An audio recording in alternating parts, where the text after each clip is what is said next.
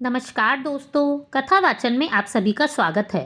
इस वीडियो में हम आपको आमल की एकादशी या आंवला एकादशी के व्रत की कथा बताएंगे। अगर आपको यह वीडियो पसंद आए तो प्लीज़ इसे लाइक, शेयर, सब्सक्राइब करना ना भूलें। हर साल फाल्गुन मास के शुक्ल पक्ष की एकादशी को आंवला एकादशी कहा जाता है। आंवला एकादशी का व्रत करने का बहुत ही महत्व है, क्योंकि इस एकादशी का व्रत करने से 1000 गौदान का फल मिलता है और सारी मनोकामनाएं भी पूरी होती है।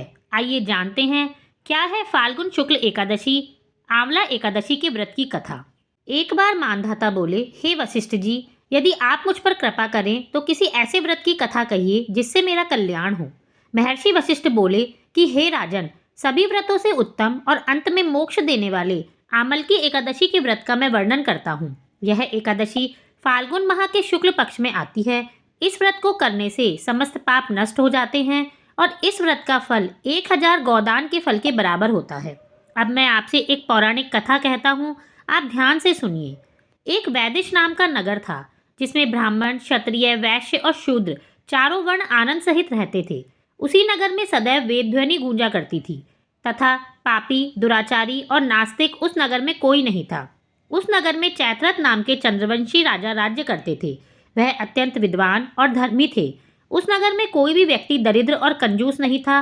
सभी नगरवासी विष्णु के भक्त थे और आबाल वृद्ध स्त्री पुरुष एकादशी का व्रत किया करते थे। एक समय फाल्गुन मास के शुक्ल पक्ष की आमल की एकादशी आई। उस दिन राजा, प्रजा, बाल, वृद्ध सबने हर्षपूर्वक व्रत किया। राजा अपनी प्रजा के साथ मंदिर में जाकर पूर्ण कुंभ स्थापित करके धूप, दीप, नैवेद्य, पंचरत्न आदि से आंवले का पूजन करने लगे और इस प्रकार स्तुति करने लगे, हे धात्री, तुम ब्रह्म स्वरूप हो, तुम ब्रह्मा जी द्वारा उत्पन्न हुए हो और समस्त पापों का नाश करने वाले हो। तुमको नमस्कार है। अब तुम मेरा अर्घ स्वीकार करो।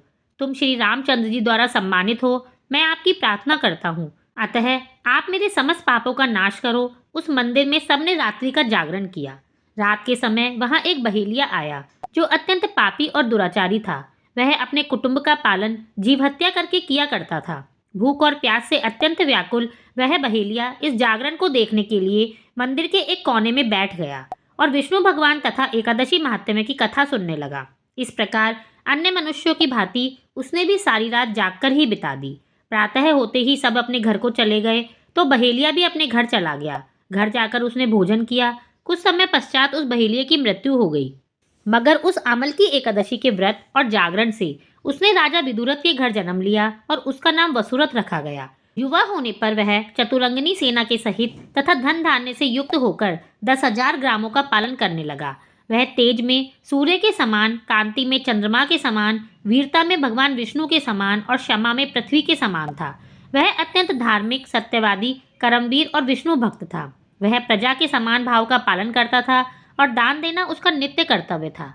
एक दिन राजा शिकार खेलने गया। दैवयोग से वह मार्ग भूल गया और दिशा ज्ञान न होने के कारण उसी वन में एक वृक्ष के नीचे सो गया। थोड़ी देर में वहां पर पहाड़ी मलेच्छ आ गए। राजा को अकेला देखकर मारो मारो शब्द करते हुए राजा की ओर दौड़ पड़े। मलेच्छ कहने लगे कि इसी दुष्ट राजा ने हमारे माता पिता, पुत्र पौत्र आदि अनेक संबंधियों को मारा है और देश से निकाल दिया है, अतः इसको अवश्य मारना चाहिए। ऐसा कहकर वे मलेच्छ उस राजा को मारने दौड़े और अनेक प्रकार के अस्त्र शस्त्र उनके ऊपर फेंके। वे सब अस्त्र शस्त्र राजा के शरीर पर गिरते ही नष्ट हो जाते और उनका वार पुष्प के समान प्रतीत होता। अब उन मलेच्छों के अस्त्र शस्त्र उल्टा उन्हीं पर ही प्रहार करने लगे, जिससे वो मूर्छित होकर गिरने लगे। उसी समय राजा के शरीर से एक दिव्य स्त्री उत्पन्न हुई। वह स्त्री अत्यंत सुंदर होते हुए भी उसकी भ्रुकुटी टेढ़ी थी। उसकी आंखों से लाल लाल अग्नि निकल रही थी, जिससे वह दूसरे काल के समान प्रतीत हो रही थी। वह स्त्री मलेच्छों को मारने दौड़ी और थोड़ी ही देर में उसने सब मलेच्छों को काल के गाल में पहुंचा दिया। जब राजा सोकर उठा तो उसने मलेच्छों को मरा हुआ देखकर कहा कि इन शत्रुओं को किसने मारा है? इस वन में मेरा हितैषी कौन है? वह ऐसा विचार ही कर रहा था कि आकाशवाणी हुई, हे राजा, इस संसार में विष्णु भगवान के अतिरिक्त कौन तेरी सहायता कर सकता है?